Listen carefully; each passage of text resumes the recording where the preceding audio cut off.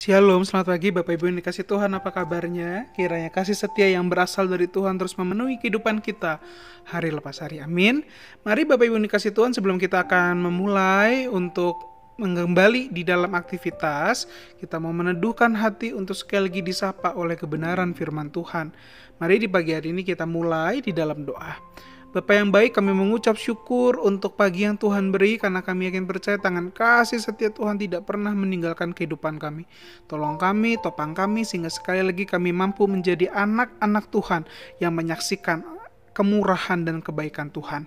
Di dalam nama Tuhan Yesus, Allah yang mengasihi kami berdoa dan mengucap syukur. Amin. Bapak Ibu yang dikasih Tuhan, di pagi hari ini kita akan merenungkan kebenaran firman Tuhan yang terambil dalam Efesus 5, ayat yang pertama hingga ayatnya yang kedua. Efesus pasal yang kelima, ayat yang pertama hingga ayatnya yang kedua. Sebab itu jadilah penurut-penurut Allah seperti anak-anak yang kekasih, dan hiduplah di dalam kasih sebagaimana Kristus Yesus juga telah mengasihi kamu dan telah menyerahkan dirinya untuk kita sebagai persembahan dan korban yang harum bagi Allah.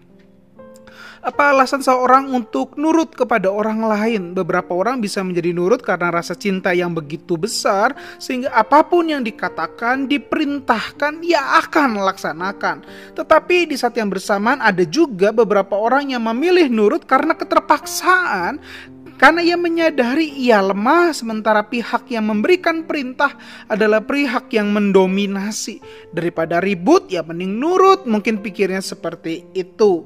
Jika demikian, apa alasan kita untuk nurut sama Tuhan? Apakah karena cinta atau nggak enak hati sama Tuhan?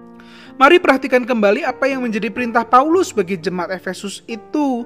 Ia katakan, sebab itu jadilah penurut-penurut Allah.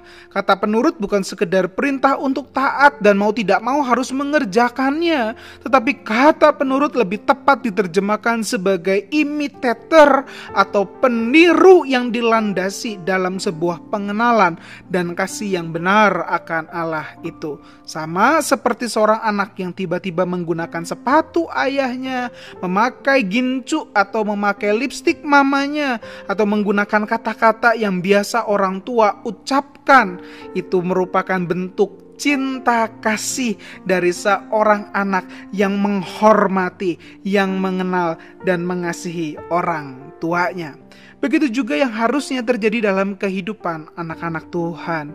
Kita bukan hanya menjadi pelaksana dari perintah Allah memberitakan Injil sampai ke seluruh dunia, tetapi harus terlebih dahulu sadar bahwa saya adalah anak Tuhan yang mengenal dan mencintai Allah. Pengenalan dan cinta itu membawa kita untuk memiliki hatinya, meniru caranya, dan menghadirkannya lewat pikiran, perkataan, atau perbuatan yang hari ini akan kita kerjakan.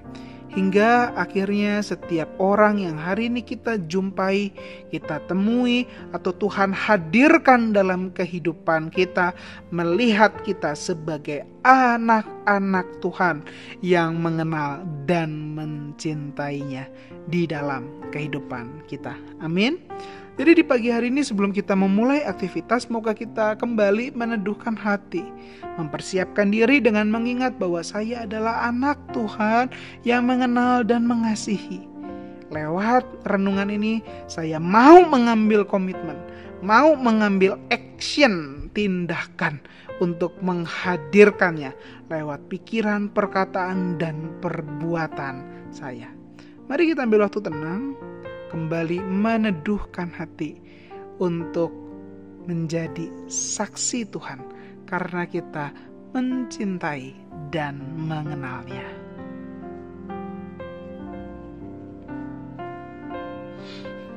Bapa yang baik, kami mengucap syukur untuk kebenaran firman Tuhan yang kembali mengajak kami untuk mengenal dan mencintaimu.